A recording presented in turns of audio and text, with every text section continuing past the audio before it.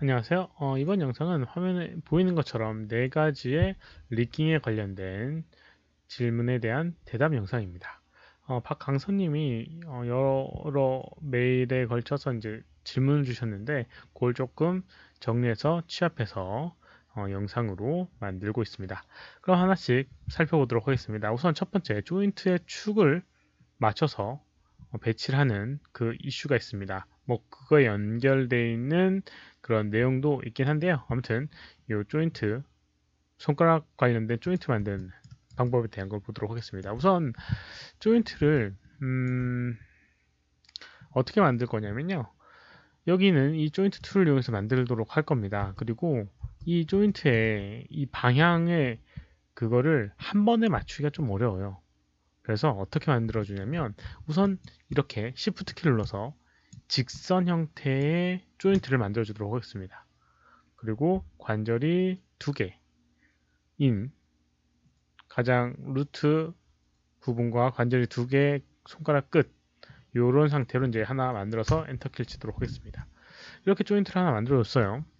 그리고 이제 이 조인트를 여기 있는 이 손가락 위치에다 이렇게 배치를 해주도록 하겠습니다. 손가락이 접히는 그 순 위치에다 이렇게 배치를 해줘요. 그리고 이 상태는 어떻게 된 상태냐면 여기 있는 오브젝트 선택해서 돌려주게 되면 하나의 축으로 이렇게 표현이 되게 됩니다. 이 조인트의 축을 맞춰주는 이유는 이런 식의 축을 일정하게 만들기 위함입니다. X축을 돌리게 되면 이렇게 돌고 전체가 다, Y축을 돌면 이렇게 전체가 다 이렇게 돌고, Z축을 돌면 이렇게 전체가 이렇게 돌게끔 하기 위해서 축을 맞춰주는 거예요. 아무튼 이렇게 조인트의 위치를 여기 있는 이 손가락의 시작 부분 관절에다가 이렇게 트랜스 값으로 위치를 시켜주고요. 그 다음에 뭐 여러 개의 조인트, 지금 이 나머지 손가락도 있겠죠? 그것도 그냥 복사해서 이렇게 이제 배치를 해줍니다. 아이고, 복사해서 이렇게 4개를 만들어주고요. 각각 조인트를 선택을 해서 로테이트 툴을 이용해서 이제 관절을 맞춰주도록 하겠습니다. 이렇게요. 관절을 맞춰주고 그 다음에 스케일 툴을 이용해서 이 관절의 간격을 맞춰주도록 하겠습니다. 그리고 두 번째 거 마찬가지로 로테이트를 이용해서 살짝 돌려주고요. 두 번째, 그러니까 가장 루트는 트랜스 값을 써도 됩니다. 왜냐면 얘는 축이 틀어질 일이 없기 때문에요. 여기는 이 내부의 축이 틀어질 일이 없기 때문에 트랜스 값을 써도 되고요. 얘부터는 트랜스 값을 쓰게 되면 여기는 이 축이 다음 축을 항상 바라봐야 되는데 그게 어긋나게 됩니다. 이렇게 어긋나게 되니까요. 이렇게 여기 두 번째 축부터는 주번 조인트부터는 로테이트 스케일 두 가지만 써야 됩니다. 이렇게 로테이트 이용해서 이렇게 맞춰주고요. 그리고 스케일 툴 이용해서 작게. 그리고 이제 보통 손가락 같은 경우는 일직선 형태의 모양이니까요. 가장 루트만 이용해서 방향성을 잘 맞춰주시면 됩니다. 그러면 그렇게 어렵지 않게 만들어줄 수가 있어요. 그리고 이렇게 가장 끝단 이렇게 해주면 됩니다. 그리고 이제 그 내용 중에 이런 내용도 있었는데요. 여기 있는 이 튀어나온 조인트에 대한 부분이 있었는데 이 튀어나온 조인트는 신경 안 쓰셔도 됩니다. 저기는 전혀 쓰이지 않는 부분이고요. 뭐 해도 의미가 없는 부분입니다. 그래서 여기 이거는 그냥 가장 조인트의 끝 단위라는 의미가 되게 되고요. 아무 의미가 없습니다. 그래서 로컬 로테이트 엑시스 축이나 이런 것들 맞춰줄 필요도 없고 그냥 이대로 사용을 해주시면 됩니다. 이렇게 하면 어느 정도 여기 손가락 마디의 형태의 조인트를 만들 수가 있습니다. 나머지 것들도 동일하게 이렇게 맞춰주시면 되고요. 그리고 이제 나중에 뭐 손목 조인트에다가 이렇게 연결해주면 되겠죠. 그렇게 해주시면 됩니다. 그래서 뭐 그것까지 이제 다 진행은 안 하도록 하겠고요.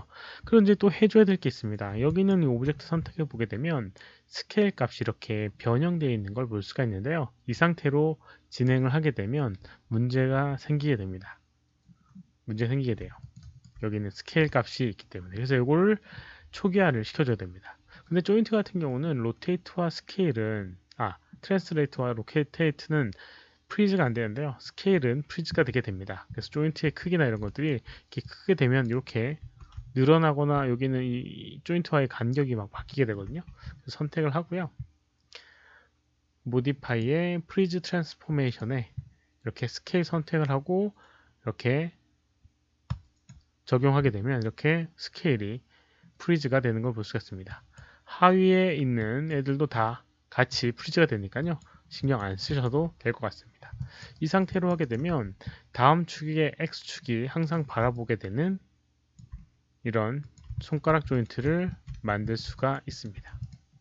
이런 식으로 만들 수가 있어요. 일정한 축으로 감싸지는 이렇게 진행을 하게 되면 손가락 축을 그렇게 어렵지 않게 만들 수 있을 거고요. 아까도 언급했다시피 여기 있는 손가락 끝 마디는 신경 안 쓰셔도 됩니다. 이거는 웨이트 값도 필요 없고요. 아무런 쓸모없는 조인트라고 생각하시면 됩니다. 그냥 이 축의 다음을 만들기 위해서 필요한 부분이라고 생각하시면 됩니다. 이렇게 이제 손가락 조인트를 만들어주는 부분이고요. 그 다음 두 번째, 폴벡터에 대해서 이제 얘기를 드렸는데, 폴벡터라고 하는 거는 우선 이 보통 팔 부분의 조인트를 만들 때 사용하게 됩니다. 팔 부분, IK를 이용해서. 그래서 팔 부분의 조인트를 한번 만들어 보도록 할게요. 이렇게. 여기가 어깨고요. 그 다음에 팔꿈치, 그 다음에 손목, 그 다음에 손 부분 이렇게 조인트를 만들어 보도록 하겠습니다. 이렇게 만들어 보고요. 여기 있는 걸 IK를 만들어 보도록 하겠습니다. IK라고 하는 건 인버스 키네마틱스라고 해서 FK의 다른 방식입니다. 그래서 이렇게 움직였을 때 여기 있는 조인트로 움직였을 때 하위에 있는 것들이 같이 움직이게끔 표현되게 되는 건데요. 이게 로테이션 엑시스고요. IK라고 하는 거고요. 폴벡터라고 하는 거는 여기 있는 이 IK의 하나의 속성입니다. 폴벡터라고 있죠. 그래서 여기 있는 값을 조정하게 되면 이렇게 여기 가장 어깨 부분에 로테이트의 축이 하나가 있고요. 이거를 이렇게 돌려줄 수 있는 그런 부분이 있게 됩니다. 그래서 그 방향성을 조정할 수 있는 부분이 있어요. 이게 이제 폴벡터라고 하는 부분이고요. 특정하게 이 폴벡터를 연결해주는 컨스트레인이 있는 거예요. 여기 있는 팔꿈치의 방향을 조정하기 위해서. 그걸 조정하지 않으면 작업을 할 수가 없는 경우가 많습니다. 팔 같은 경우는 좀 다양하게 움직여야 되는데 그런 것들을 다양하게 움직이기가 어려워요. 단순히 여기 있는 이 IK만을 이용하게 되면 예를 들어 이렇게 접었는데 팔꿈치 방향이 아래로 간다거나 이렇게 되어야 된다라고 하면 이걸 돌린다고 해결되지가 않습니다. 그래서 이걸 어떻게 방법이 없나? 여기는 이 폴벡터를 이용해서 하면 되긴 하는데 이렇게 값을 하게 되면 직관적이지 않으니까 이걸 조금 더 직관적으로 만들어주는 겁니다. 그래서 이제 이 로케이터라고 하는 얘 같은 거를 그냥 위치값을 갖고 있는 얘를 하나 만들어주고요. 그 다음에 IK와 로케이터 선택을 해서 컨스트레인에 폴벡터 적용하게 되면 거꾸로 했네요. 폴벡터 적용하게 되면 이렇게 오브젝트를 선택해서 움직여주고 여기 있는 이 로케이터로 여기 있는 이 팔꿈치의 방향을 이렇게 돌릴 수 있는 상태가 되게 됩니다. 알고 보면 여기는 이 IK의 폴벡터가 이렇게 연결되어 있는 걸 확인을 할 수가 있습니다. 이렇게요. 이렇게 해줄 수 있는 게 폴벡터입니다. 무릎 같은 경우, 다리 무릎 같은 경우도 사용하게 되는데요. 그거는 어떻게 보면 발목이 회전에 맞게끔 해주면 또 되는 부분이 있어서 그런데 팔 같은 경우는 꼭 필요한 부분이고요. IK 같은 경우도 이 IP의 솔버, 커런트 솔버가 이렇게 로테이트 플랜 솔버와 싱글 체인 솔버가 있는데 RPS라고 하는 요거를 선택해야지 이 폴벡터라고 하는 게 의미가 있어지게 됩니다. 그래서 요 싱글 체인 솔버는 그 폴벡터를 지원하지 않으니까요. 그건 주의를 하셔야 됩니다. 만들 때 RPS라는 로테이트 플랜 솔버라고 하는 걸 적용을 한 다음에 선택한 다음에 만들어 주셔야지 폴벡터가 나오게 됩니다. 한번 볼까요? 이렇게 해주고요.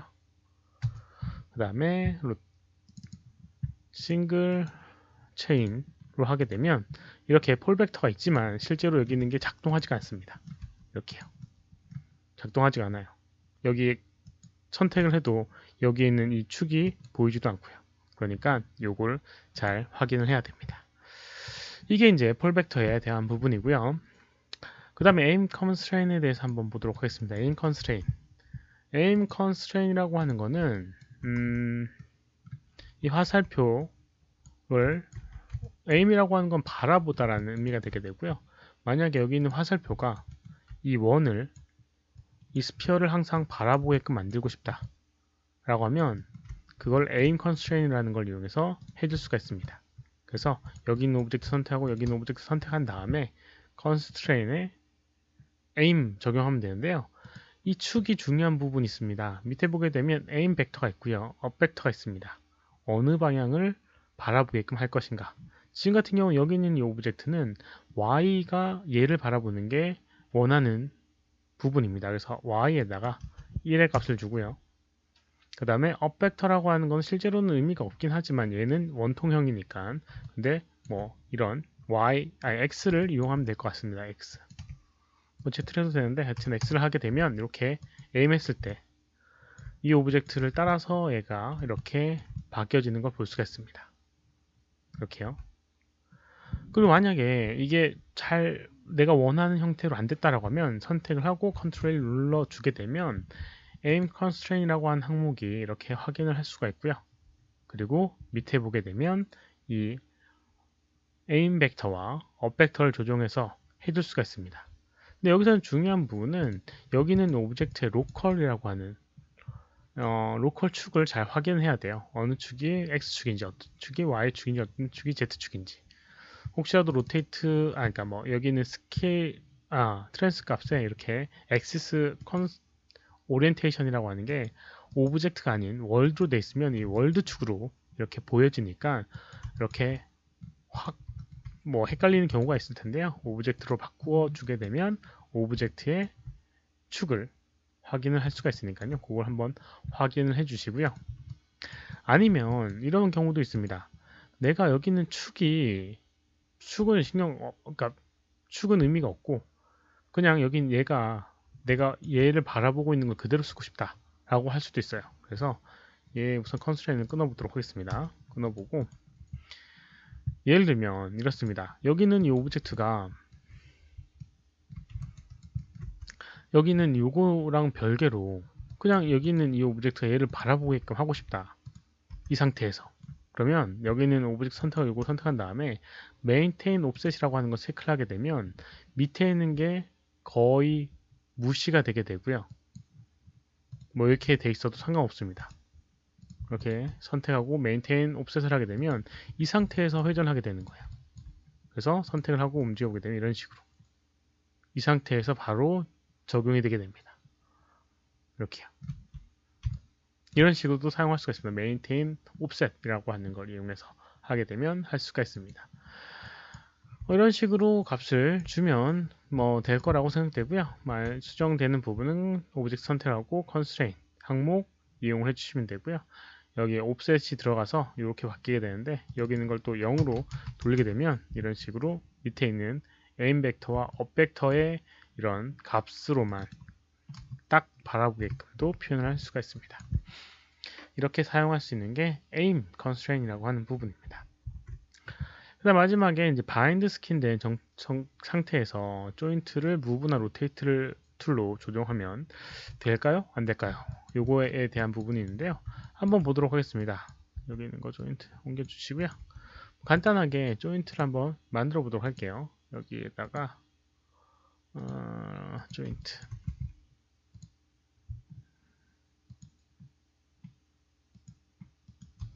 뭐 이런 식으로 조인트를 만들어 주고요. 그 다음에 위치를 대략 시켜주고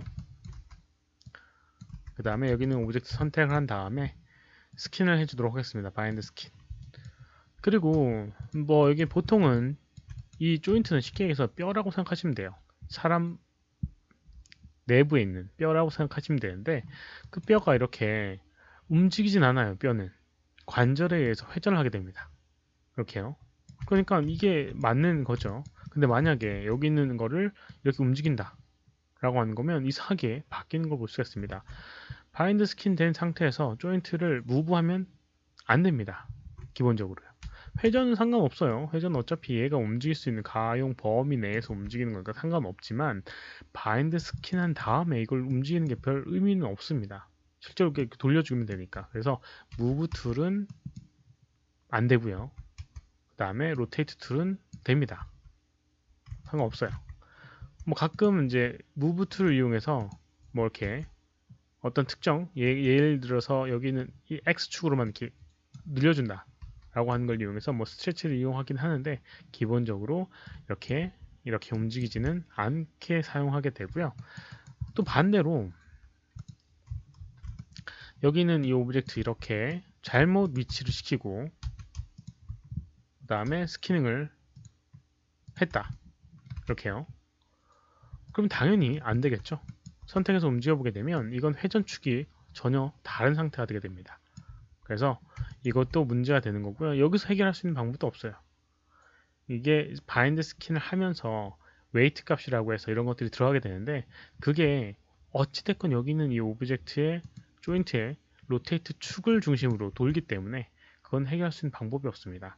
이 방법이든 저 방법이든 바인드 스킨을 풀고 재설정한 다음에 다시 바인드 스킨을 해주는 게 맞는 거죠. 그래서 적용하기 전에 바인드 스킨을 적용하기 전에 축을 다 맞춰놓는 게 맞는 거고요. 만약에 그게 잘못되어 있다고 하면 스킨 값을 다시 풀어주고 해줘야 됩니다. 그렇게 적용을 해줘야 됩니다. 여러 번의 이렇게 시행착오 끝에 그런 어떤 룰이 좀 생기게 될 거예요. 그러니까 그렇게 접근을 해주시면 될 것 같습니다. 뭐 여러 가지 이제 질문들을 얘기를 드렸는데 부디 도움이 좀 됐기를 바라고요. 다른 질문들도 있었는데 그거는 씬을 직접 받아서 봐야지 알 수 있는 부분들이 있습니다. 그러니까 그건 좀 참고를 해주시기 바라고요. 도움이 됐기를 바랍니다. 이번 영상은 여기까지고요. 혹시 질문 있으시면 오른쪽 아래 메일 주소로 메일을 보내주시거나 댓글 남겨주시면 최대한 답변해 드리도록 하겠습니다. 도움이 되었다면 좋아요, 필요하시면 구독하기 눌러주시면 감사하겠고요.